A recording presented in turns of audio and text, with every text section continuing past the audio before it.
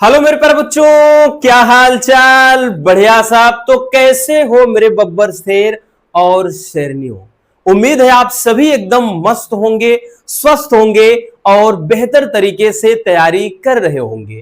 प्यारे बच्चों, आज की वीडियो बहुत ज्यादा लाजवाब रहने वाली है। आज के इस वीडियो में हम फिजिक्स में चैप्टर नंबर 8 यानी 8वां जो चैप्टर है वैद्युत चुंबकीय तरंगे, इसका वन शॉट सॉल्यूशन बहुत सिंपल तरीके से देखने वाले हैं। और आपको बता दे भैया, फिजिक्स के फर्स्ट पार्ट में बात कर ले प्यारे बच्चों, एक तो आपका 5वां चैप्टर जो है वैद्युत जो है ना भैया चुंबकत्व तथा द्रव्य, और दूसरा आपका ये वैद्युत चुंबकीय तरंगे। इससे आसान कोई चैप्टर है ही नहीं, बहुत सिंपल सा चैप्टर है। लेकिन इतना जरूर कहेंगे क्वेश्चन अच्छे अच्छे बनते हैं। कुछ टॉपिक इसमें ऐसे होते हैं भैया जो फिक्स होते हैं। फिक्स मतलब फिक्स, याद रखना है ना, इसीलिए वन शॉट में पढ़ना वही जो पेपर में आए। अब ऐसा नहीं कि जो नहीं पढ़े हैं नहीं आएगा, ऐसी कोई बात नहीं, ठीक। लेकिन कुछ टॉपिक ऐसे होते हैं जिनके भैया हमका बोल रहे हैं, भोजपुरी हम चले जाते हैं, मतलब जिनसे हमको एक आइडिया लग जाता है कि हाँ इस टाइप का क्वेश्चन बनेगा, ये क्वेश्चन रेगुलर आते हैं। और यहां ऐसे ही 2 से 3 क्वेश्चन हैं। तो चलिए शुरू करते हैं बिना किसी देरी के। और ये भी बता दे भैया, ये जो चैप्टर है ना बहुत लेंदी चैप्टर नहीं है, बहुत छोटा सा चैप्टर है, ठीक है। तो इससे भैया आपका पहला जो क्वेश्चन है वो ये है कि वैद्युत चुंबकीय तरंगे क्या है और वैद्युत चुंबकीय तरंगों के गुण। तो पहला ही क्वेश्चन आपका वेरी वेरी इंपॉर्टेंट क्वेश्चन है, ठीक है। आपका ये बहुत ज्यादा इंपॉर्टेंट क्वेश्चन है, जो कि प्रीवियस ईयर के पेपर को अगर आप उठाकर देखते हो तो ये रेगुलर बेस पर पूछा जाने वाला क्वेश्चन है कि वैद्युत चुंबकीय तरंगे क्या है और वैद्युत चुंबकीय तरंगों के गुण। आई बात समझ में? चलिए भैया, तो सबसे पहले जान लेते हैं वैद्युत चुंबकीय तरंगे क्या होती है, फिर इनके गुण को समझेंगे, वो भी बहुत आसान तरीके से, एकदम सिंपल मेथड से, ठीक भैया। चलिए सबसे पहले प्यारे बच्चों देखिए, वैद्युत चुंबकीय तरंगे रटना नहीं है, मतलब ऐसी तरंगे जो वैद्युत क्षेत्र तथा चुंबकीय क्षेत्र दोनों के द्वारा उत्पन्न हो जाएं, ठीक है। मतलब ये जो नाम मिला जुला है भैया, एक है वैद्युत चुंबकीय, यानी इसमें क्या है वैद्युत शब्द का भी इस्तेमाल हुआ है और चुंबक शब्द का भी, यानी तो वैद्युत चुंबकीय तरंगे वे तरंगे हो गई। तो ऐसी तरंगे जो वैद्युत तरंगों और चुंबकीय तरंगों के अध्यारोपण से बनती है, मतलब इन दोनों के कॉम्बिनेशन से ये तरंगे उत्पन्न होती है, इसीलिए इनको नाम दे दिया गया है वैद्युत चुंबकीय तरंगे। चलिए प्यारे बच्चों, एक फिगर के माध्यम से, एक ग्राफ के माध्यम से समझते हैं, ठीक है। तो सबसे पहले भैया हम एक्स वाई जेड इस तरह अक्ष को दर्शा लेते हैं, वाई एक्स, उसके बाद ये जेड। तो एक्स वाई जेड अक्ष हमने दर्शा लिया, ये बिंदु ओ है, और भैया ये हो जाएगा आपका, एक हो जाता है प्यारे बच्चों, यहां से ले लिया भैया ये वाई अक्ष, ठीक है, और ये जेड को बता रहा है, और ये क्या हो जाता है एक्स अक्ष हो जाता है। इतनी सी बात समझ में आ गई, यहां तो कोई समस्या नहीं, होनी भी नहीं चाहिए भाई, इसमें क्या समस्या होगी। और इसमें अपन करते क्या है, इसमें भैया हम तरंगों को दर्शाते हैं। तो हमने क्या किया, एक तरंग को अपन क्या है यहां से चला रहे हैं, ध्यान देना, ठीक है। और एक तरंग यहां से ये ऐसे मिलते हुए जा रही है, ठीक, ऐसे इस तरह से, ठीक है। इस तरह से आशिकी का असर छोड़ जाऊंगा, तेरे चेहरे पे अपनी नजर छोड़ जाऊंगा, याद रखना, ठीक है भैया। अभी थोड़ा बस जुकाम की शिकायत है, बाकी सब एकदम ठीक चल रहा है, ठीक। अब देखिए प्यारे बच्चों, इसमें हमने मान लेते हैं एक क्या है, तो एक को बबुआ अपन दर्शा देते हैं कि भैया ये क्या है, वैद्युत तरंगों को दर्शा रहा है, यानी ये तरंगे जो चल रही हैं वैद्युत, ठीक है भैया। यहां से अगर चल रही यहां, यानी ये भी ई ही हो जाएगा, ऐसा नहीं केवल ये फिर ऊपर से गई, मतलब ये वाला ई, ठीक है, फिर ये नीचे आई ये वाला ई, तो ये एक ई वाला हो गया। इसी तरह से भैया जैसे यहां पे ध्यान दीजिए, हम दर्शा देते हैं एक को और, ठीक, एक मिनट, हाँ, इस वाले को दर्शा देते हैं जैसे बी से। तो बी क्या है, ये बी है चुंबकीय तरंगे, इधर गई ये बी हो गया, फिर इधर नीचे आई ये बी और ये बी, ये चुंबकीय तरंगे। ठीक, मतलब भैया अगर एक तरफ क्या है वैद्युत तरंगे तो एक तरफ चुंबकीय तरंगे, ये हम दर्शा रहे हैं। ठीक, समझ में आ गया। अब इनको थोड़ा भाई बना देते हैं कि ये तरंगे किस तरह से, मान लेते हैं कि ये तरंग, क्योंकि भाई फिगर इसका बहुत ज्यादा इंपॉर्टेंट है। ठीक, 2025 में ही क्वेश्चन आया है कि वैद्युत चुंबकीय तरंगे क्या होती हैं, इनको एक ग्राफ के माध्यम से समझाइए। तो भैया ऐसे बनाना पड़ेगा, ये हो गया। उसके बाद प्यारे बच्चों, जैसे अब भाई हमने बताया ना ये ऊपर की तरफ उठी है, तो यहां फिर अब नीचे में आएंगे, तो है तो भाई वैद्युत वाला पहले हम दर्शा लेते हैं, वैद्युत चुंबकीय तरंगों को। ठीक है, सॉरी वैद्युत चुंबकीय कह रहे हैं, सबसे पहले ये वैद्युत तरंगों को, फिर ऊपर गए तो ये हो गया, तो वैद्युत क्षेत्र वाले को पहले दर्शाएंगे। इसी तरह से इधर आएंगे तो ये नीचे हो गया भैया। तो ये जो ग्रीन लाइन में है ये क्या है, वैद्युत तरंगों को दर्शा रही है। ठीक है, और उसके बाद भैया जैसे हम बना लेते हैं, अब यहां से ध्यान समझिए, ये जो अब येलो में है ये क्या है, चुंबकीय तरंगों को मान लेते हैं दर्शा रही है।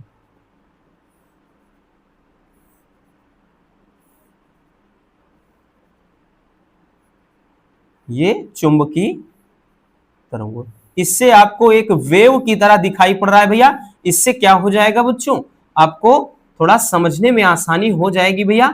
ठीक है, आपको मुश्किल कुछ लगेगा नहीं। तो अगर आप नोटिस करें तो मतलब एक लहर की तरह, मतलब यूं ऐसे यूं करते हुए, और इधर से भी एक वेव, मतलब एक लहर की तरह भैया दिखाई पड़ रहा है कि नहीं, कुछ ध्यान से समझिएगा।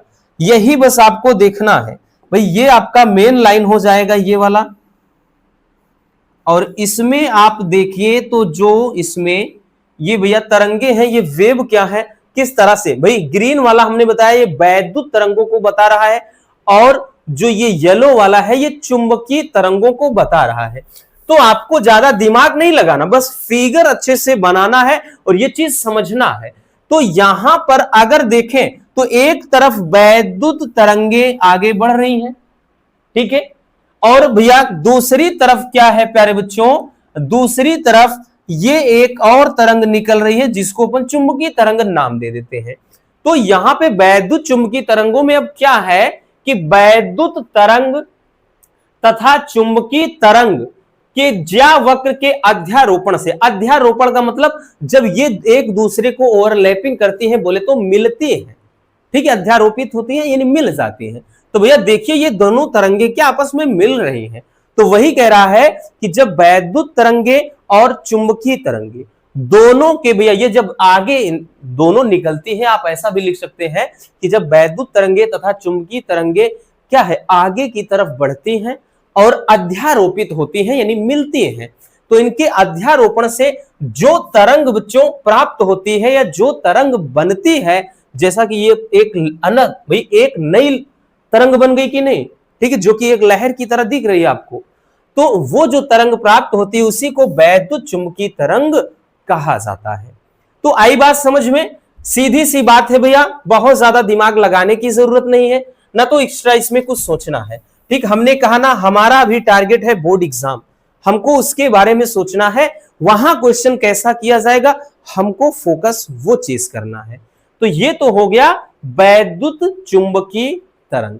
अब वैद्युत चुंबकीय तरंग से संबंधित भैया मैक्सवेल का भी एक सिद्धांत पूछा जाता है, जो कि हर साल लगभग घुमा फिरा के आता ही आता है। 24 में भी आया था, 25 में भी आया था, याद रखना, विस्थापन धारा से संबंधित।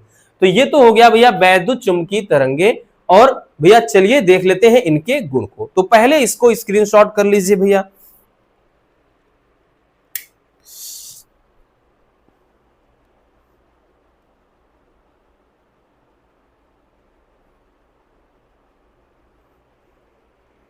हो गया ना, चलिए ध्यान से समझना बाबुआ।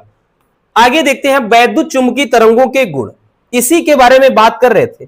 इस चैप्टर में भैया एक वैद्युत चुंबकीय तरंग क्या है, इनके गुण, और दूसरा विस्थापन धारा, जिसको भी देखेंगे मैक्सवेल का सिद्धांत, ठीक है। और ये तो हमने बताया ना भैया, ये भी आपका वेरी वेरी इंपॉर्टेंट होता है, ठीक। वैद्युत चुंबकीय तरंगों के गुण, अगर भैया ध्यान देना, अगर ये क्वेश्चन भाई पूछता है तो ज्यादातर इसमें आपका आएगा, तो जैसे 3 पूछ सकता है, 2 पूछ सकता है, ठीक है, यानी ऐसे पूछ लेगा वैद्युत चुंबकीय तरंगे क्या होती है, इनके 2 गुण लिखिए, या वैद्युत चुंबकीय तरंगों के 4 गुण लिखिए, वैद्युत चुंबकीय तरंगों के 3 गुण लिखिए, ऐसा क्वेश्चन करता है। आप भाई उठाओ पेपर पिछले साल का देख लो, 2 से 3 सेट में डेफिनेटली आया हुआ है।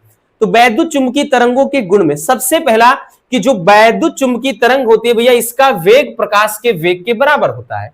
भाई प्रकाश की चाल बात करें तो कितना होता है, c का मान 3 × 10⁸ मीटर पर सेकेंड। तो जो वैद्युत चुंबकीय तरंगे होती हैं वो भी प्रकाश के चाल से ही आगे बढ़ती हैं।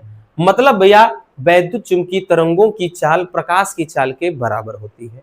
दूसरी बात प्यारे बच्चों कि वैद्युत चुंबकीय तरंग त्वरित आवेशित कणों द्वारा उत्पन्न होती है। यहां से कई बार बहुविकल्पी में पूछा गया है कि वैद्युत चुंबकीय तरंगे वे तरंगे हैं, और बहुविकल्पी में याद हो हमने ये क्वेश्चन करवाया है। तो वैद्युत चुंबकीय तरंगे उत्पन्न कैसे होती हैं तो भैया ये त्वरित आवेशित कणों द्वारा उत्पन्न होती है, ठीक। नेक्स्ट है भैया कि इन तरंगों की जो प्रकृति है अनुप्रस्थ होती है। यहां से भी बहुविकल्पी बनता है कि जो वैद्युत चुंबकीय तरंगे होती हैं वो उनकी प्रकृति क्या है होती है, किस तरह की तरंगे, तो ये अनुप्रस्थ तरंगों की भांति चलती हैं। नेक्स्ट भैया इन तरंगों के संचरण के लिए किसी माध्यम की आवश्यकता नहीं है, बोले तो ये निर्वात में भी चल सकता है। भैया अगर प्रकाश से मिलता जुलता है, भैया प्रकाश जितनी चाल से चलता है उसी चाल से अगर ये भी चलता है तो कहीं ना कहीं भाई प्रकाश के चलने के लिए भी माध्यम की आवश्यकता नहीं होती है, ठीक। प्रकाश निर्वात में भी चल सकता है, तो सेम उसी तरह का ये भी है। अगला है कि इन तरंगों में कोई आवेश नहीं होता है, निरावेशित होती है, ठीक है, याद रखना। नेक्स्ट है भैया कि ये तरंगे परावर्तन, अपवर्तन, व्यतिकरण, विवर्तन, ध्रुवण के गुणों का प्रदर्शन करती है। क्योंकि भैया ये सभी हैं क्या, तो ये सभी हम ये कहेंगे प्यारे बच्चों ये प्रकाश के गुण होते हैं, क्योंकि प्रकाश में परावर्तन की घटना भी होती है, अपवर्तन की भी घटना होती है भैया, इसी तरह व्यतिकरण की घटना होती है, विवर्तन की घटना, ध्रुवण की घटना। तो सभी लक्षण या गुण प्रकाश वाले ही होते हैं। और इसमें भैया अगर हम बात कर ले प्रकाश की चाल, एक और होता है निर्वात की वैद्युतशीलता, निर्वात की चुंबकशीलता में संबंध भी आता है। तो वो संबंध होता क्या है आप सभी को पता होगा भैया, संबंध क्या होता है, C बराबर, याद है ना, कुछ याद आया, ठीक है, क्या होता है जरा बताइएगा। देखिए होता क्या है, तो μ0 × ε0 बराबर 1/c², याद आया। या फिर इसको जब भेजते हैं C बराबर 1/रूट में μ0 × ε0, तो एक लक्षण या गुण ये भी हम लिख सकते हैं, ठीक है। बट आई थिंक भाई इसकी कोई जरूरत है नहीं, क्योंकि इतने सारे हमने बता दिए हैं, आपके खुद यहां से 5 से 6 हैं, अब आगे आपको क्या ही जरूरत पड़ेगी, ठीक है। चलिए जल्दी से स्क्रीनशॉट कर लीजिए बबुआ।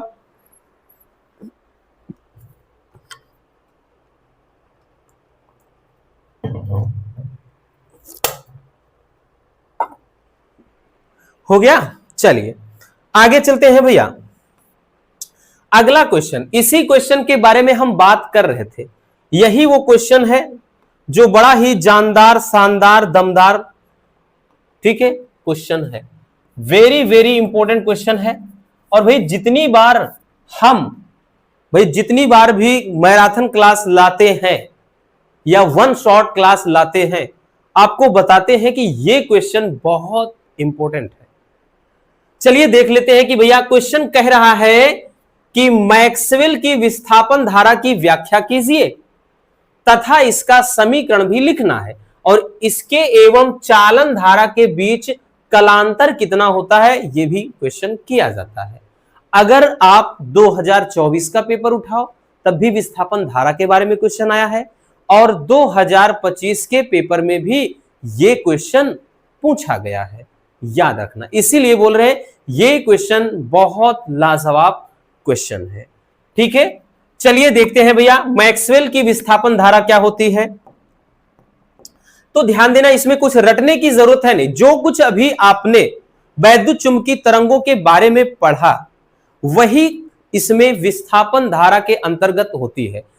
सबसे पहले हमें यह जानना जरूरी है कि विस्थापन धारा होती क्या है। तो अब परिभाषा सुनिएगा, बहुत सिंपल सी परिभाषा है भैया।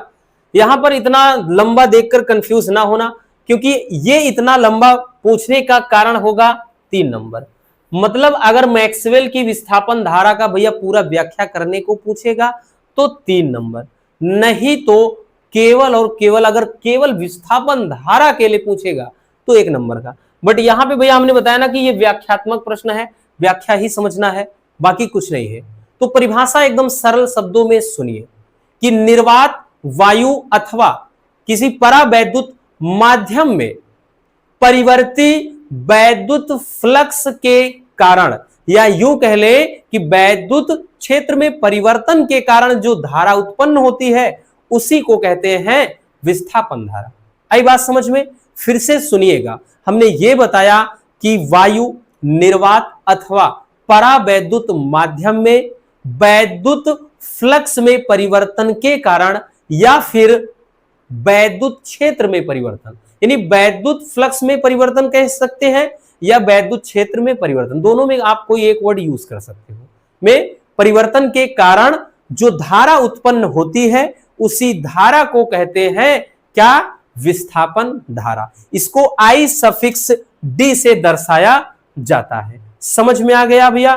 ठीक है, चलिए देख लेते हैं। देखिए मैक्सवेल के अनुसार किसी चालक में, कोई भी चालक हो भैया, किसी चालक में प्रवाहित होने वाली धारा के कारण ही चुंबकीय क्षेत्र उत्पन्न नहीं होता। इन्होंने यह बताया कि किसी चालक में प्रवाहित होने वाली धारा, जैसे कोई चालक है, ठीक, उस चालक में यानी कोई तार है, उसमें प्रवाहित होने वाली इन्होंने बताया जो धारा होती है वो कह रहा है कि केवल चुंबकीय क्षेत्र उत्पन्न, मतलब धारा के कारण, ठीक, उसमें प्रवाहित होने वाली धारा के कारण इन्होंने ये बताया कि चुंबकीय क्षेत्र उत्पन्न नहीं होता है, बल्कि परिवर्ती वैद्युत क्षेत्र के कारण भी चुंबकीय क्षेत्र उत्पन्न होता है।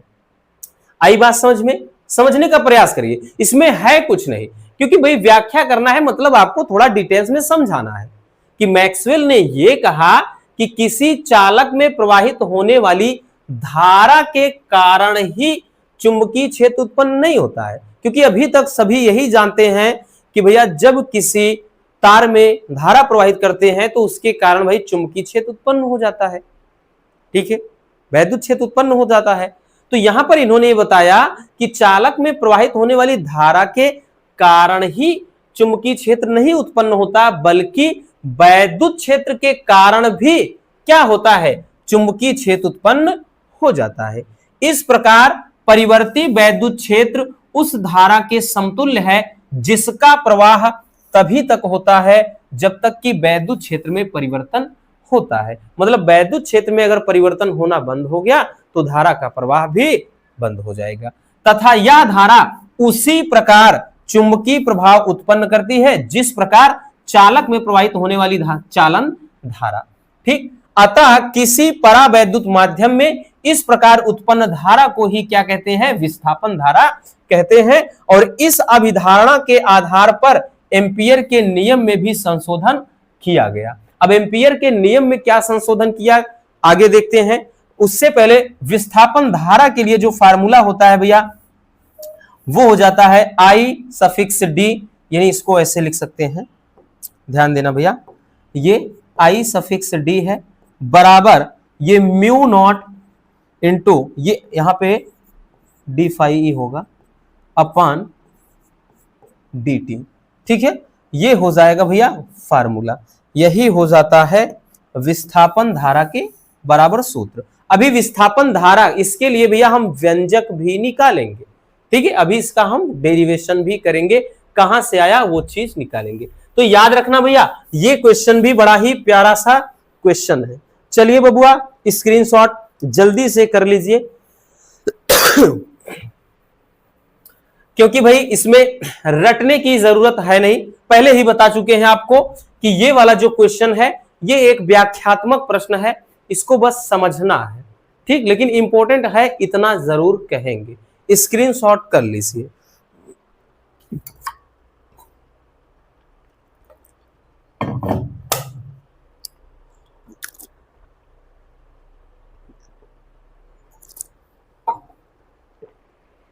हो गया। अब देखिए यहां पे थोड़ा जान लेते हैं कि भैया अभी जो संशोधित एम्पियर का जो नियम है वो क्या है, क्योंकि हमने बताया ना एम्पियर का संशोधित नियम भी इसी में है। देखिए भैया इस प्रकार एम्पियर के परिपथी नियम की विसंगति को दूर करने के लिए, यानी एम्पियर का जो परिपथी नियम है वो चीज हमने भाई मैग्नेट वाले चैप्टर में देखा है, तो एम्पियर के परिपथी नियम में थोड़ा बदलाव किया गया और इसके कारण भाई क्या है, एक नया संशोधित एम्पियर का जो नियम है वो दिया गया।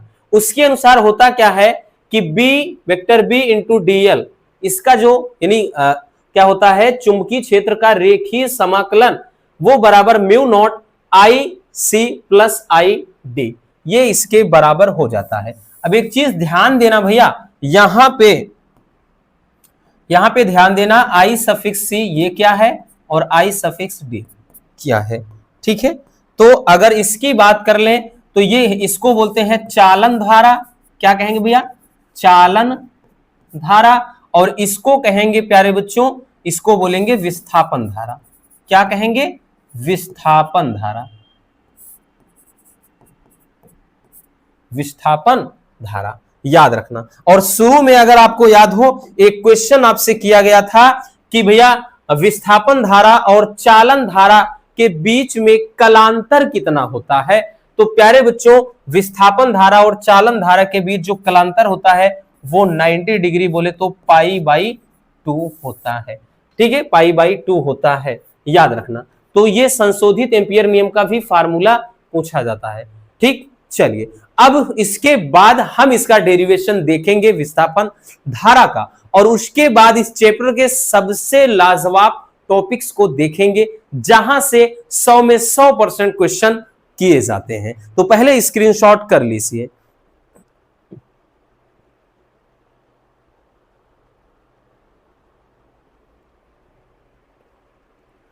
हो गया ना, आगे चलते हैं भैया।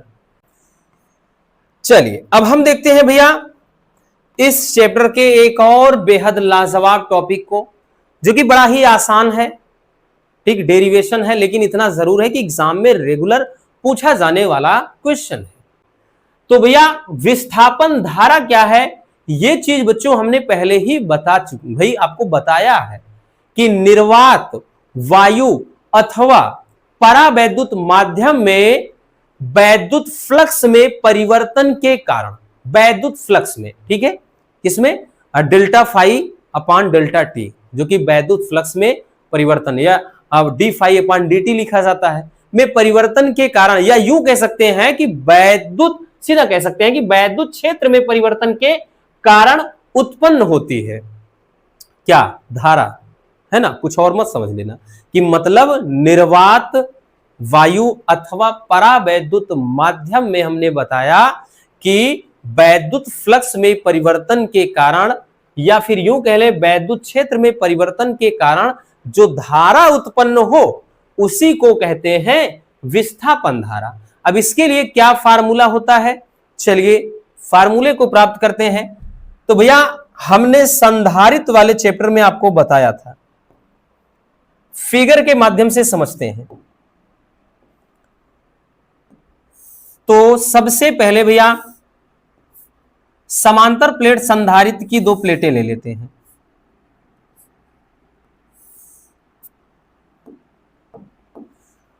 और इनका संबंध एक बैटरी से कर दिया जाता है।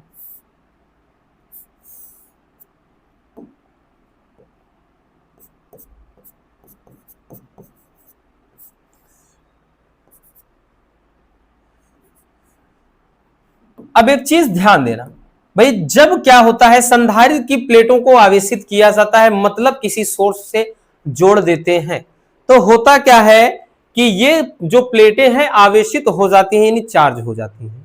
इसमें होता क्या, जैसे हमने क्या है इसको भाई धन सिरा से ये जोड़ दिया, तो इस पे क्या होगा भाई, प्लेटों में प्लस आवेश जैसे उत्पन्न हो रहा है।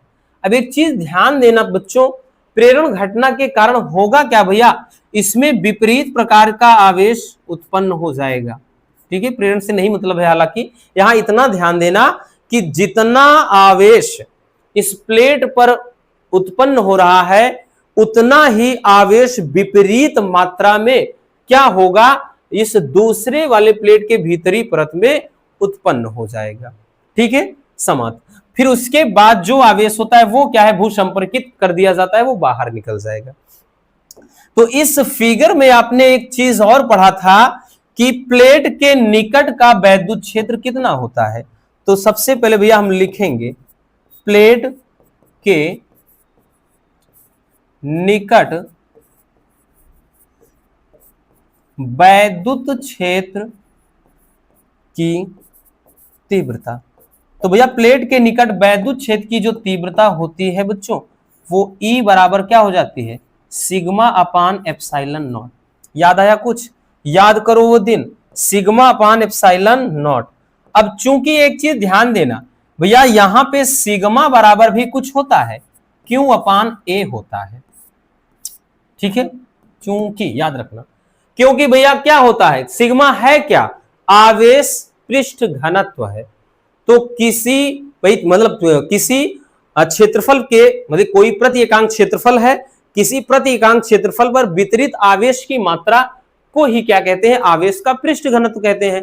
तो भैया सिग्मा बराबर Q अपान A होता है बच्चों। तो ये वैल्यू भैया यहां पर इस फार्मूले में पुट कर देना है बबुआ अपने को। तो यहां पर हम क्या करेंगे, E बराबर भाई Q, सिग्मा के स्थान पे Q अपान नीचे क्या है, A है और यहां एप्सिलॉन नॉट, तो A इंटू एप्सिलॉन नॉट, या फिर Q बराबर जब कहेंगे तो भैया E इंटू का A एप्सिलॉन नॉट। अब इसको थोड़ा सजा कर लिखेंगे सही से, Q लिख देंगे, यहां एप्सिलॉन नॉट लिख दीजिए, ये E इंटू का A। अब ऐसा हमने क्यों किया, चलिए वो भी बताते हैं। ऐसा इसलिए किया बच्चों क्योंकि हमको मालूम है भैया कि जो फाई ई बराबर होता है, फाई ई यानी वैद्युत फ्लक्स बराबर होता है वो E इंटू का A फार्मूला होता है। वैद्युत फ्लक्स बराबर फाई इंटू का मतलब फाई ई ए बराबर या फाई ई बराबर क्या है, E इंटू का A होता है।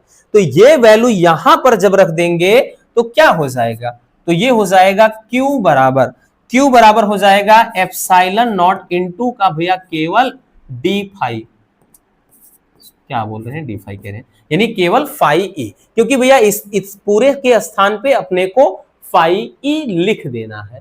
ठीक, अब उसके बाद भैया उसके बाद करना क्या है, लिखेंगे कि टी के सापेक्ष, समय के साथ या टी के सापेक्ष अवकलन करने पर, अवकलन करने पर, टी के सापेक्ष अवकलन करने पर भैया जब अवकलन करेंगे तो ये क्या हो जाएगा, डी क्यू अपान डी टी हो जाएगा, बराबर भैया ये क्या हो जाएगा, एप्सिलॉन नॉट बाहर रखो, डी फाई ई अपान डी टी, इतना हो गया। ठीक, अब चूंकि एक चीज ध्यान देना, आई बराबर क्या होता है, क्यू अपान टी होता है, क्योंकि आवेश प्रवाह की समय दर को वैद्युत धारा कहते हैं। तो इस हिसाब से इतने के भाई पूरे बराबर, तो लिखेंगे चूंकि आई डी बराबर यहां पे भैया डी क्यू अपान डी टी हो जाता है। तो इस पूरे के स्थान पे भैया हम ये रख देंगे, इस पूरे के स्थान पे आई सफिक्स डी रख देंगे, बराबर यहां पे क्या है, एप्सिलॉन नॉट इनटू का भैया ये हो जाएगा पूरा डी फाई ई अपान का dt। और यही प्यारे बच्चों विस्थापन धारा, यही क्या होता है, विस्थापन धारा के लिए फार्मूला हो जाता है। आई सफिक्स डी क्या है? तो ये होता है भैया विस्थापन धारा। म्यू नॉट क्या है?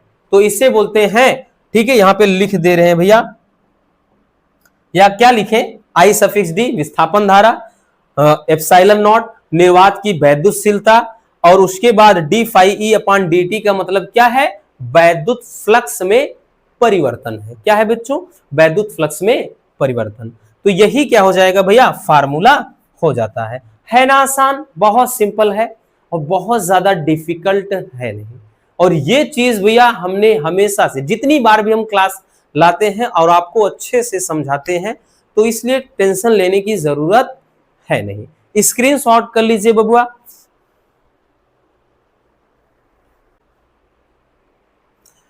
हो गया भैया? चलिए आगे चलते हैं बच्चों। अब हम देखते हैं नेक्स्ट टॉपिक को। अब भैया ध्यान देना, इसी के बारे में बात कर रहे थे, यही वो टॉपिक है भैया, यानी यहीं से जो वैद्युत चुंबकीय स्पेक्ट्रम है, यहां से 100 में 100% की बात कर रहे हैं। आपके एग्जाम में क्वेश्चन बनना तय है, इतना ज्यादा इंपॉर्टेंट है। भले ही शॉर्ट में आता है लेकिन बहुत इंपॉर्टेंट है। ठीक, अब इसमें बहुत सारी तरंगे होती हैं। सबसे पहला है भैया आपका रेडियो तरंगे। रेडियो तरंगे, और इसमें एक चीज ध्यान देना, सबसे ज्यादा भैया इसमें पूछता क्या है? तो इसमें पूछता है उपयोग। क्या पूछता है भैया? उपयोग। सब में उपयोग ही पूछता है, ये जितनी तरंगे हैं सबसे ज्यादा उपयोग पूछेगा। ठीक है, चलिए शुरू करते हैं।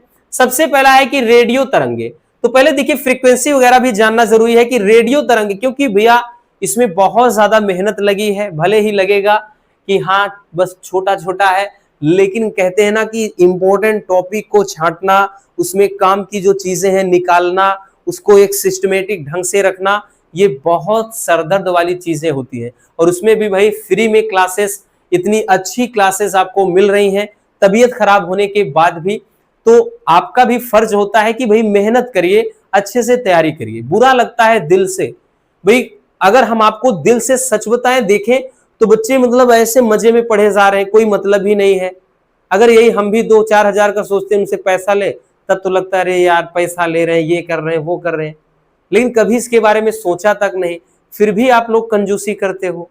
चलो ठीक है, वीडियो देखते हो, लेकिन पता नहीं कौन सी भैया दुश्मनी है, ना तो कमेंट्स आते हैं ढंग से, ना तो लाइक, और सबसे ज्यादा दुख होता है जब सब्सक्राइब नहीं करते हो। अरे जाओ फटाक से करो ना, काहे नहीं करते हो? कौन सी दुश्मनी है? तो चलिए देखते हैं वैद्युत तरंग, जो रेडियो तरंगे हैं क्या है। तो प्यारे बच्चों, रेडियो तरंगों का जो उत्सर्जन है वो आवेशित कणों के दोलन के कारण होता है, और इनकी जो आवृत्ति होती है, ध्यान देना, 3×10⁴ से लेकर के भैया 3×10⁹ हर्ट्ज तक होती है। यानी फ्रीक्वेंसी एक बार अपने थोड़ा दिमाग में रख लेना, क्योंकि ये काम की चीज है। लेकिन बताया ना, सबसे ज्यादा जरूरी भैया सब में उपयोग। अगर आप फ्रीक्वेंसी जो आवृत्ति है वो भूल भी जाते हो तो कोई दिक्कत ना, लेकिन उपयोग नहीं भूलना। ठीक है, उपयोग में भैया कहां उपयोग होता है? पहला है रेडियो टेलीविजन प्रसारण, ठीक, यानी टेलीविजन के प्रसारण में, और सेलफोन तथा वाईफाई में रेडियो तरंगे होती है। यानी रेडियो जो वेव होती है, रेडियो तरंगे, वो रेडियो टेलीविजन प्रसारण, यानी जो टेलीविजन का भाई जो चलचित्र चल रहे हैं, साथ में सेलफोन आप यूज कर रहे हैं, वाईफाई का यूज कर रहे हैं, तो सभी रेडियो तरंगों के द्वारा पॉसिबल हो पा रहा है। अगला है नेविगेशन के रूप में, छानबीन जो होता है उसमें सिग्नल वगैरह। फिर उसके बाद रिमोट सेंसिंग और रडार में, या और वैज्ञानिक उद्देश्य से भी इसका प्रयोग किया जाता है। मतलब क्या है, जो रिमोट में सेंसर होता है उसमें जो काम करते हैं, आप यूं खचाक से दबाकर काम कर रहे हो, है ना, हम भी ये लेकर के, ऐसा लेकर के आगे पीछे, ठीक है, जूम इन जूम आउट कर दें, वो काम सब इसी का है। तो याद रखना, ठीक है, ये सभी क्या होते हैं भैया? उपयोग में आते हैं।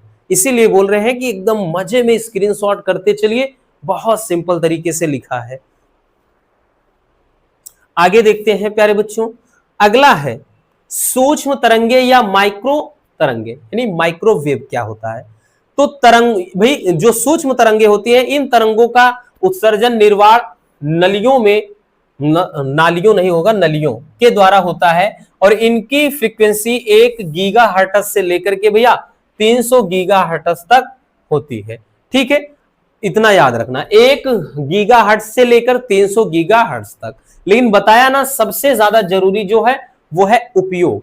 तो सूक्ष्म तरंगों का उपयोग कहां होता है? सबसे पहले परमाणु तथा अणुओं की संरचना के अध्ययन में, यानी जो एटम वगैरह है उनकी स्ट्रक्चर जो उनकी स्ट्रक्चर होती है उनके क्या है भैया स्टडी में इसका प्रयोग किया जाता है। 1 मिनट थोड़ा पानी पी लें बबुआ।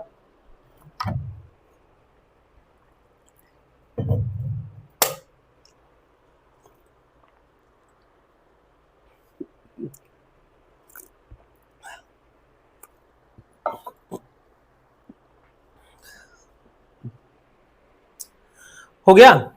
हो क्या गया? आगे देखते हैं। तो भैया ये पहला। दूसरा बच्चों क्या है? वाहनों तथा क्रिकेट की गेंद की चाल ज्ञात करने में। ठीक है, ये भी बहुत ज्यादा पूछा जाता है।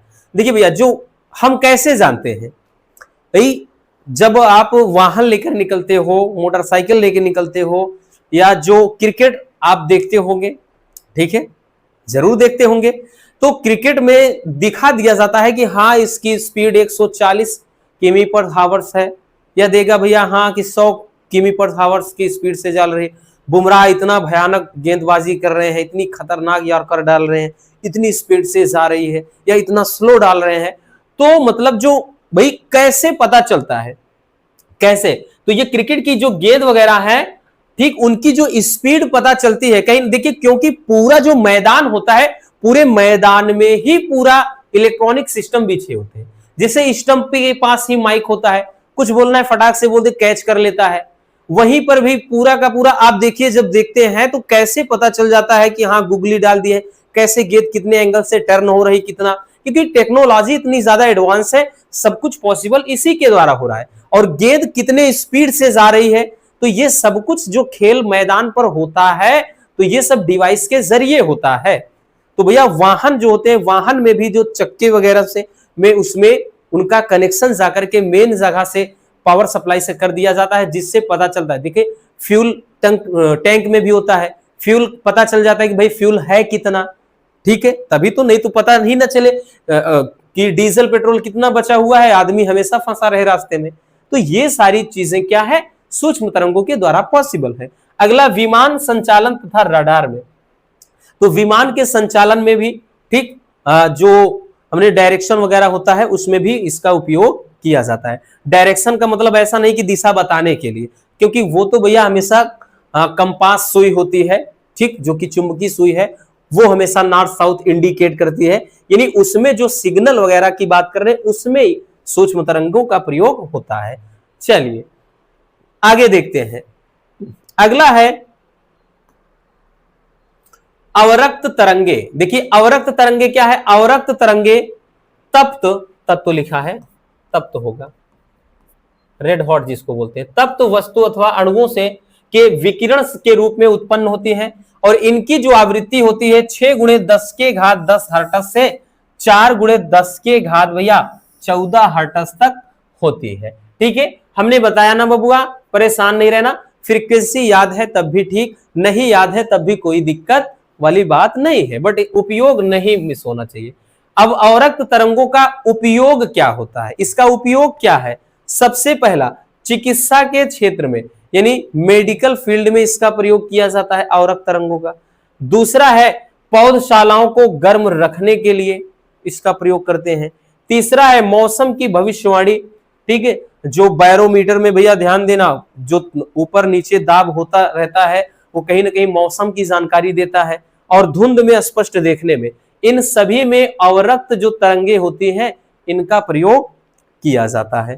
ठीक है, क्योंकि ध्यान से समझिए, ये बहुत ज्यादा ये पूछा जाता है, बहुविकल्पी में कई बार आया है, भविष्यवाणी में, क्योंकि उस वो दाब पर ही भाई कितना ठंडी गर्मी इसी पर तो मैटर करता है। ठीक, चलिए आगे देखते हैं। अगला है दृश्य तरंगे, यहां से भी क्वेश्चन बनते हैं।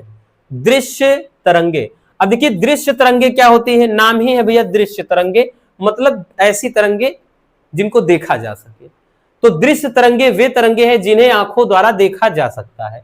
इनकी आवृत्ति 4 गुणे 10 के घात 14 हर्ट्ज से 8 गुणे 10 के घात 14 हर्ट्ज तक होती है। और सबसे ज्यादा जो जरूरी है वो भैया उपयोग है। उपयोग में पृथ्वी की सतह पर उपस्थित जीव जंतुओं की खोज में, क्योंकि हमने बताया ना ये ऐसी तरंगे हैं, दृश्य तरंगे हैं तो जिनसे चीजों को देखा जा सके। दूसरा, खानों की खोज में, खानों मतलब खाना खाने वाला नहीं, खानों बिंदी लगा है ना, जो खान होते हैं, ठीक, चाहे वो कोयले की खदान हो, सोने की खान हो, ठीक है, चाहे जो चीज हो, मेटल्स, अन्य मेटल्स निकाले जा रहे हैं तो उनकी खोज में। नेक्स्ट है कि मनुष्य तथा जीव जंतुओं द्वारा वस्तुओं को देखने में। और अगला है अणुओं की संरचना तथा परमाणुओं के बाह्य कोश में इलेक्ट्रॉन के जो प्रतिबंधन है उनका पता लगाने में। इन सब में भैया दृश्य तरंगों का उपयोग किया जाता है। ठीक है, चलिए देख लीजिए बबुआ।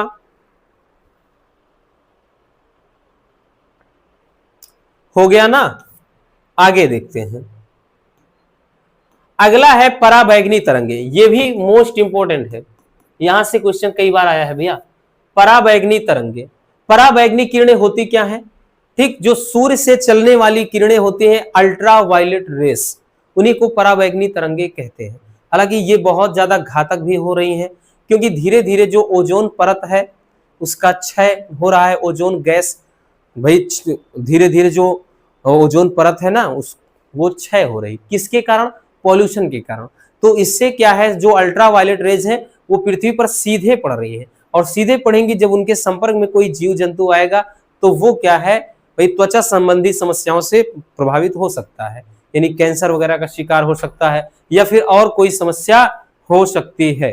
ठीक है, तो ध्यान देना। तो पराबैंगनी किरणें या पराबैंगनी तरंगे क्या होती हैं? तो पराबैंगनी तरंगों का जो उत्सर्जन होता है एक विशेष प्रकार के लैंप तथा अधिक तत्व, भाई हर जगह तत्व लिखा है, तप्त होगा, तत्व नहीं, तप्त, तत्व वस्तुओं के द्वारा होता है, यानी जो हॉट होती है। ठीक है, सूर्य इनके उत्सर्जन का एक प्रमुख उदाहरण है। अभी बताया ना कि जो सूर्य से चलने वाले अल्ट्रा वायलेट रेज होती हैं उसी भाई वही होती है पराबैंगनी तरंगे। इनकी आवृत्ति 8 गुणे 10 के घात 14 से लेकर 3 गुणे 10 के घात 16 हर्ट्ज तक होती है। ठीक है भैया, और सबसे ज्यादा जरूरी जो है वो है उपयोग। उपयोग कहां होता है? क्योंकि सब में उपयोग इस चैप्टर में है क्या, दो से तीन ही टॉपिक तो है। एक वैद्युत चुंबकीय तरंग क्या है, उनके गुण, दूसरा ये भैया आपका हो गया रेखी मतलब पूरा स्पेक्ट्रम, और एक विस्थापन धारा। 3 ही टॉपिक तो है प्रमुख रूप से। तो उपयोग में पहला है नकली दस्तावेजों का पता लगाने में।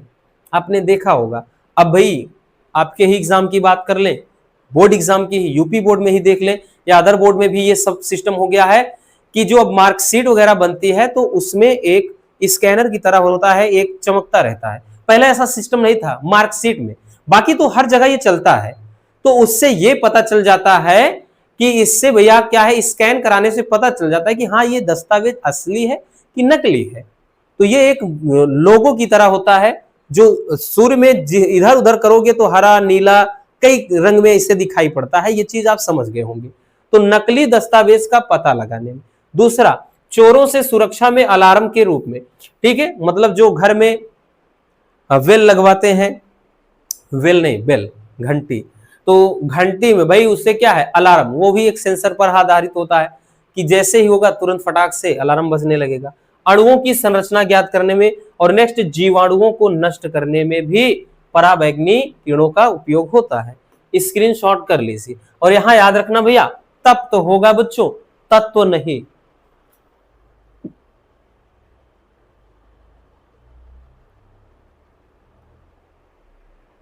हो गया, आगे चलते हैं।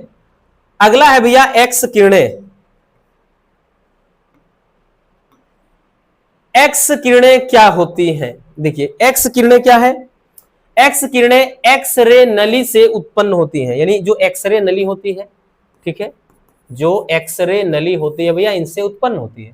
और इसकी आवृत्ति 1 गुणे 10 के घात 16 हर्ट्ज से 3 गुणे 10 के घात 19 हर्ट्ज तक होती है इसकी फ्रीक्वेंसी। बट सबसे ज्यादा जरूरी जो है वो है उपयोग। तो एक्स किरणों का उपयोग कहां होता है? पहला, चिकित्सा के क्षेत्र में, मेडिकल फील्ड में। ध्यान देना, आप समझ रहे होंगे कि भाई किसी का हड्डी टूट जाए, एक्सरे करवा लो, कोई प्रॉब्लम आ गई, गिर गए, मोच आ गई, एक्सरे करवा लो, शरीर में अन्य दिक्कत, भाई कहीं समस्या आ रही है, हड्डी में थोड़ा ऐसा है, हड्डी में आवाज आ रही है या कोई प्रॉब्लम हो रही है उठने बैठने में, एक्सरे करवा लो। तो हर जगह देखा है एक्सरे, तो मेडिकल फील्ड में किया जा रहा है। ठीक है, अगला भैया अभियांत्रिकी के क्षेत्र में, ठीक, बायोटेक्नोलॉजी में इसका इस्तेमाल किया जाता है। और अगला है धातु या विस्फोटक पदार्थ का पता लगाने में, यानी क्या है, डिक्टेटर के रूप में भी किया जाता है।